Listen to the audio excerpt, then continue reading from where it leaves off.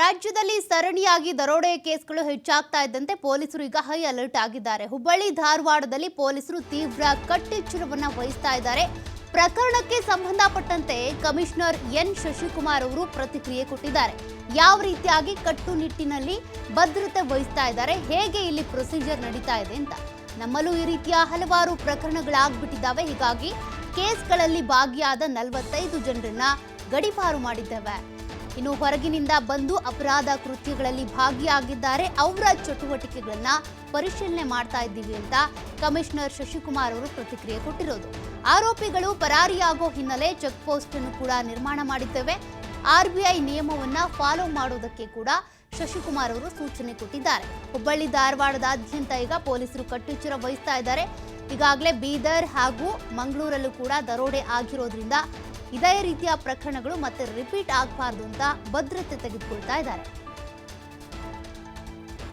ಮನಿ ಮಾಡುವಂಥದ್ದು ಕ್ರಿಮಿನಲ್ಸ್ಗೆ ಭಾಳ ಈಸಿಯಾದ ದಾರಿ.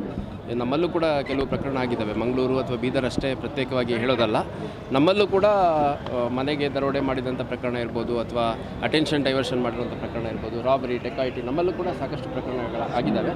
ಆದರೆ ಈ ಪ್ರಕರಣ ಏನಿದೆ ಪಬ್ಲಿಕ್ ಪ್ಲೇಸಲ್ಲಿ ಭಾಳ ಗಂಭೀರವಾಗಿರುವಂಥ ಪ್ರಕರಣ ಆಗಿದೆ.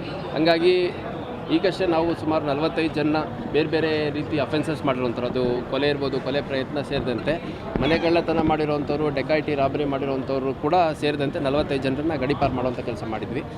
ಅದೇ ರೀತಿ ಯಾರು ಇನ್ನು ಹೊರಗಡೆಯಿಂದ ಬಂದು ಇಲ್ಲಿ ಅಫೆನ್ಸ್ ಮಾಡಿಕೊಂಡು ಲಾಸ್ಟ್ 10 ಇಯರ್ಸಲ್ಲಿ ಹೋಗಿದ್ದಾರೆ, ಅವ್ರದ್ದೆಲ್ಲ ಪಟ್ಟಿ ತಯಾರಿಸ್ಬಿಟ್ಟು ಅವ್ರನ್ನೆಲ್ಲ ಎಲ್ಲಿದ್ದಾರೆ, ವೇರೋ ಬೋರ್ಡ್ಸ್, ಅವ್ರದ್ದು ಆ್ಯಕ್ಟಿವಿಟಿ ಏನಿದೆ ಅನ್ನೋದು ಕೂಡ ಪರಿಶೀಲನೆ ಮಾಡ್ತಾಯಿದ್ದೀವಿ. ಹೆಚ್ಚುವರಿಯಾಗಿ ನಮ್ಮ ಹಿರಿಯ ಅಧಿಕಾರಿಗಳಿಂದ ಬ್ಯಾಂಕ್ ಮತ್ತು ಅದರ್ ಫೈನಾನ್ಷಿಯಲ್ ಇನ್ಸ್ಟಿಟ್ಯೂಷನ್ಸು ಮತ್ತು ಈ ಜ್ಯುವೆಲರಿ ಎಲ್ಲ ಪ್ಲೆಡ್ಜ್ ಮಾಡ್ಕೊಳ್ಳುವಂಥ ಸಂಸ್ಥೆಗಳೇನಿದ್ದಾವೆ ಅವ್ರಗಳ ಜೊತೆ ಸಭೆಯನ್ನು ಮಾಡಿ ಅವರು ಸೆಕ್ಯೂರಿಟಿ ಆಡಿಟ್ ಮಾಡಿ ಅವ್ರಗಳದ್ದು ಕೂಡ ಜವಾಬ್ದಾರಿ ಆಗುತ್ತೆ. ಈಸಿ ಮನಿ ಮಾಡುವಂಥದ್ದು ಕ್ರಿಮಿನಲ್ಸ್ಗೆ ಭಾಳ ಈಸಿಯಾದ ದಾರಿ. ನಮ್ಮಲ್ಲೂ ಕೂಡ ಕೆಲವು